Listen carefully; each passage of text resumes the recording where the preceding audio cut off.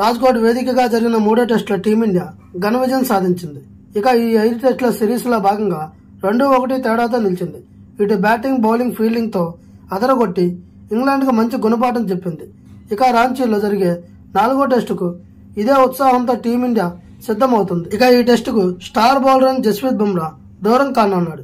అతనిపై ఒత్తిడి తగ్గించేందుకు బీసీసీఐ ఈ నిర్ణయం తీసుకుంది. ఇక రాజ్కోట్ నుంచి రాంచీకి ఈ రోజు బయలుదేరనుంది టీమిండియా.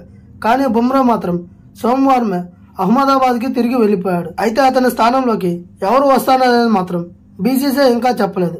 కాకపోతే అతని స్థానంలోకి ముఖేష్ కుమార్ వచ్చే అవకాశాలు ఎక్కువగా ఉన్నాయి. ఇక అలాగే 4వ టెస్టులో కేఎల్ రాహుల్ తిరిగి టీంలోకి వచ్చే అవకాశాలు కనిపిస్తున్నాయి. ఎన్సీఐలో ఉన్న కేఎల్ రాహుల్ ఈ రోజు ఫిట్నెస్ నిరూపించుకుంటే 4వ టెస్టు ఆడడం ఖాయంగా కనిపిస్తుంది. ఒకవేళ అతడు జట్టులోకి వస్తే రజత్ పతిదార్ టీంలో నుంచి తప్పుకోవడం ఖాయం. తనకు వరుసగా 2 అవకాశాలు ఇచ్చినా కూడా పతిదార్ ఉపయోగించుకోలేకపోయాడు. ఇక మొదటి టెస్టులోని హాఫ్ సెంచరీతో అదరగొట్టిన సర్ఫరాజ్ ఖాన్ స్థానం దక్కించుకున్నాడు. పతిదార్ మాత్రం ఇచ్చిన అవకాశాలను ఉపయోగించుకోలేదు. అందుకని 4వ టెస్టులో అతన్ని తొలగించి అతని స్థానంలోకి కేఎల్ రాహుల్ రానున్నాడు. ఈ వీడియో కనుక మీకు నచ్చినట్లయితే please like, share and subscribe.